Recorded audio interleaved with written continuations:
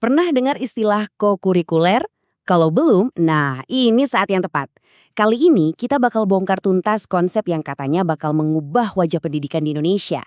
Ini bukan sekedar istilah baru dari kementerian loh.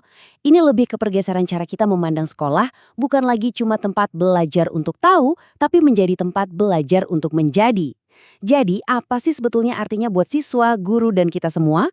Yuk, kita bedah bareng-bareng.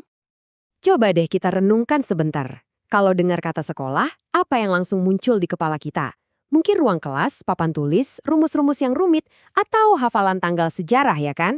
Tapi pertanyaannya, apa sekolah itu cuma sebatas itu aja?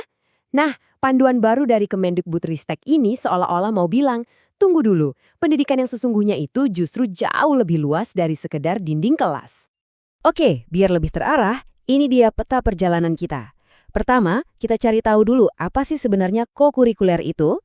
Terus, kita lihat tujuan besarnya mencetak lulusan dengan 8 dimensi.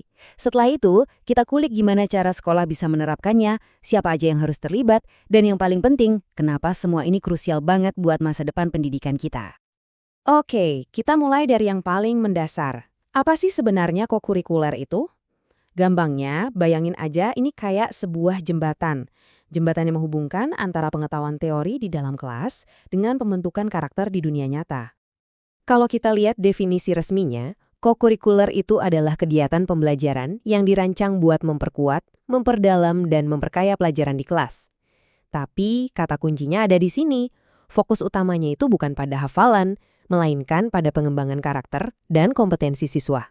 Jadi jangan salah ya, ini bukan sekedar kegiatan tambahan, tapi ini adalah bagian inti dari proses belajar itu sendiri. Biar lebih gampang lagi memahaminya, coba kita bedakan.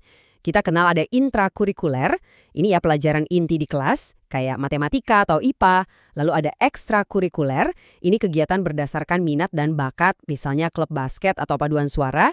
Nah, kokurikuler ini posisinya ada di tengah-tengah. Dia mengambil ilmu dari kelas, lalu membawanya ke proyek-proyek di dunia nyata yang tujuannya untuk membentuk karakter. Oke, kita udah tahu apa itu kokurikuler. Sekarang pertanyaan besarnya adalah, buat apa semua ini? Nah, jawabannya ada pada tujuan akhirnya, yaitu membentuk lulusan yang nggak cuma pintar secara akademis, tapi juga utuh sebagai manusia.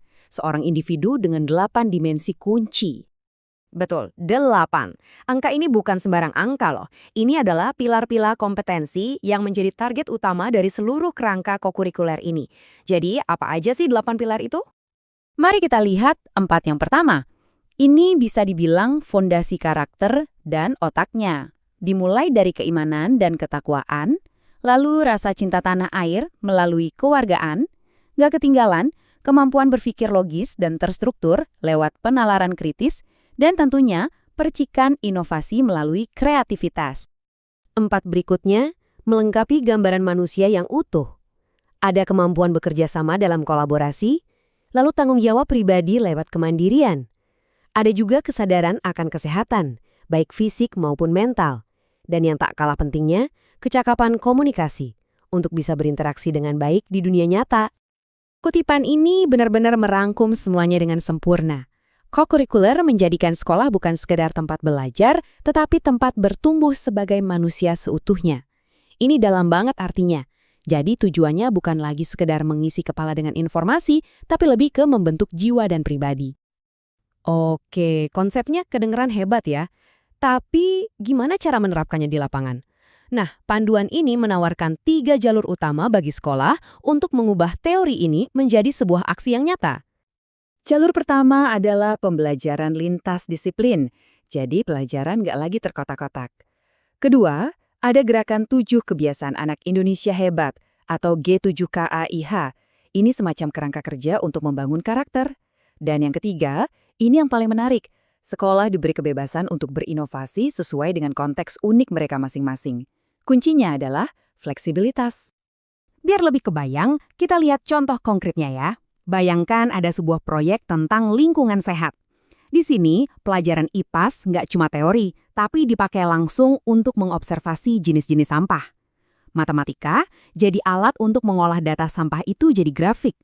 Pelajaran bahasa Indonesia dipakai buat merangkai pesan kampanye yang efektif, dan seni budaya mengubah pesan itu jadi poster yang menarik secara visual. Kelihatan kan, Semua pelajaran saling nyambung untuk memecahkan satu masalah nyata. Tapi ada satu hal yang harus kita sadari betul. Sekolah itu nggak bisa melakukannya sendirian. Supaya konsep ini berhasil, dibutuhkan sebuah kerjasama tim yang melibatkan semua pihak. Ini adalah kerja gotong royong. Konsep kerja tim ini punya nama resminya, yaitu Catur Pusat Pendidikan atau 4 Pilar Pendidikan. Coba bayangkan, ini seperti 4 kaki meja. Keempatnya harus sama kuat supaya meja itu bisa berdiri kokoh dan menopang pendidikan anak-anak kita. Nah, 4 pilar itu adalah sekolah, keluarga, masyarakat, dan juga media. Masing-masing punya perannya sendiri-sendiri. Sekolah sebagai fasilitator, keluarga sebagai pendukung utama di rumah, masyarakat sebagai laboratorium kehidupan, dan media yang membantu menyebarkan nilai-nilai positif. Ini adalah sebuah ekosistem. Peran masing-masing juga sudah jelas. Sekolah yang merancang dan mengordinasikan programnya, keluarga memberikan teladan dan lingkungan yang mendukung di rumah, masyarakat membuka pintu menawarkan keahlian dan ruang belajar yang nyata. Bahkan, media pun punya peran penting untuk menyebarkan inspirasi. Kalau salah satu pilar ini lemah, maka seluruh sistem jadi kurang optimal. Oke, setelah kita bahas semua ini, mari kita kembali ke pertanyaan yang paling mendasar. Kenapa kita harus peduli? Apa sih inti dari semua ini yang perlu kita bawa pulang? Pada dasarnya, tujuannya itu sederhana tapi sangat mendalam. Menciptakan suasana belajar yang penuh kesadaran atau mindful, penuh makna atau meaningful, dan yang terpenting penuh kegembiraan atau joyful.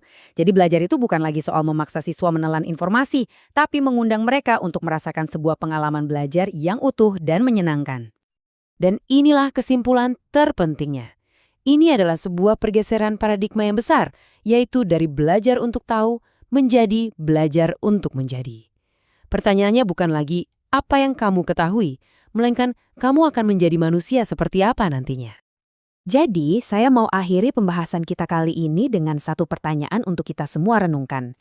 Jika kita sepakat bahwa sekolah adalah sebuah kebun untuk menumbuhkan generasi masa depan, maka pertanyaan terpentingnya adalah, bibit apa yang sedang kita tanam di sana hari ini?